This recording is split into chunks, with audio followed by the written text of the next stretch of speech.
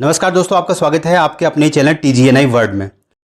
आज हम अपने इस वीडियो में एक ऐसे हीरे की बात करने जा रहे हैं जो बहुमूल्य तो है ही, पर मान्यताओं के हिसाब से श्रापित भी है, जो कई राजा महाराजाओं के कोषागारों की शान रहने के साथ साथ उनके अंत का भी गवाह रहा है, और जिसके लिए आज 4 देश अपने स्वामित्व यानी कि ऑनरशिप का दावा पेश कर रहे हैं। वो बहुमूल्य हीरा है कोहिनूर।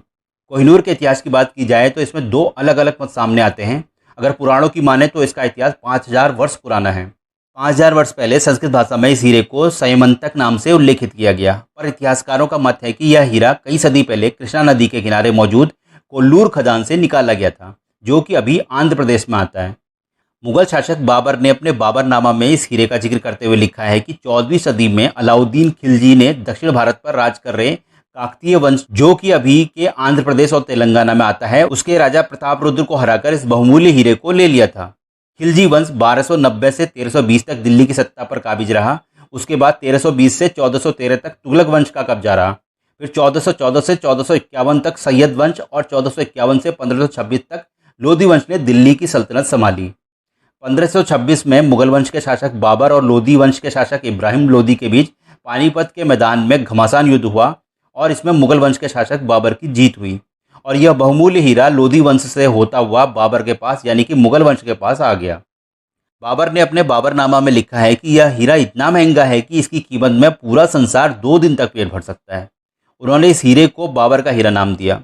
1739 में पर्सिया के राजा नादिर शाह ने मुगल शासक मोहम्मद शाह को हराकर हीरा अपने कब्जे में ले लिया।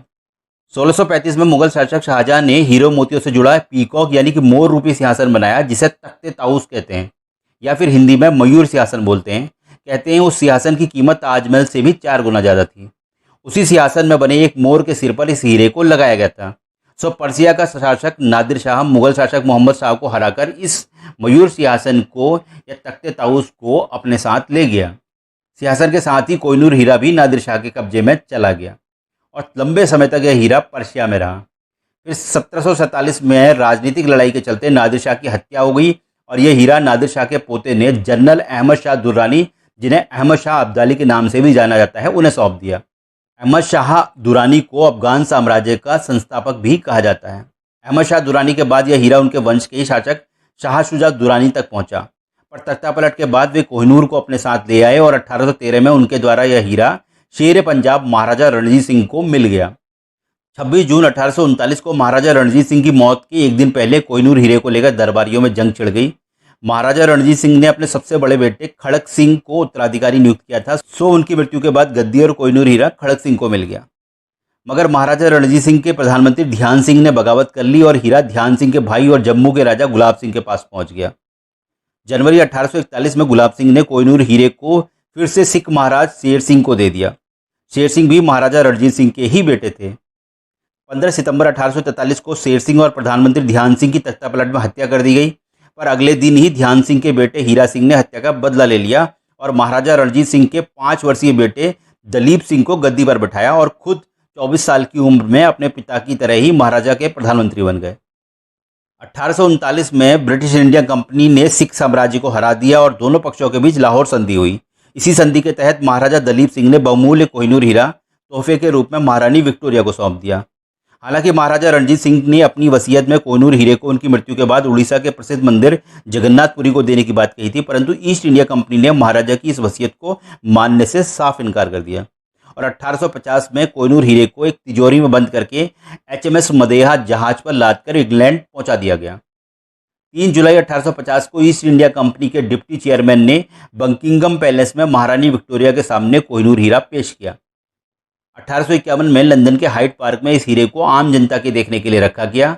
उस समय इसका वजन 186 कैरेट था। लोगों को और खुद महारानी के पति प्रिंस अल्बर्ट को भी उस वक्त यह हीरा इतना खास पसंद नहीं आया, सो महारानी विक्टोरिया ने इसे एक नया स्वरूप देने का निश्चय किया। 1852 में इसे डच जौहरी मिस्टर कैंटर को दिया गया, जिन्होंने इसे काट और तराश कर 105.6 कैरेट का कर दिया, जिसके बाद यह बेहद ही खूबसूरत हो गया।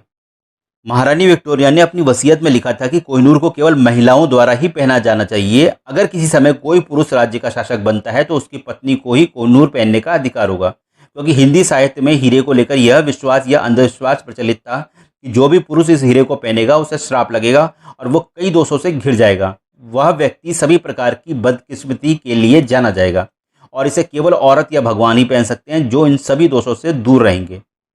महारानी विक्टोरिया की मृत्यु के बाद कोहिनूर हीरे को 2000 हीरो के साथ महारानी के ताज में जड़ दिया गया। महारानी विक्टोरिया के बाद इसे महाराजा एडवर्ड 7 की पत्नी महारानी अलेक्जेंडर ने पहना और उसके बाद महारानी मेरी और फिर महारानी एलिजाबेथ के ताज की इसने शोभा बढ़ाई। महारानी का यह ताज, जिसमें 2000 हीरो के साथ साथ कोहिनूर हीरा भी जड़ा है, इसे लंदन के टावर पर रखा गया है, जहां लोग दूर दूर से इसे देखने को आते हैं। 1947 में आज़ादी मिलते ही भारत ने अंग्रेजों से कोहिनूर हीरा वापस मांगा था, पर ब्रिटिश सरकार ने कहा कि हीरा उसके असली मालिक लाहौर के राजा दलीप सिंह की ओर से औपचारिक रूप से तत्कालीन महारानी विक्टोरिया को दिया गया था।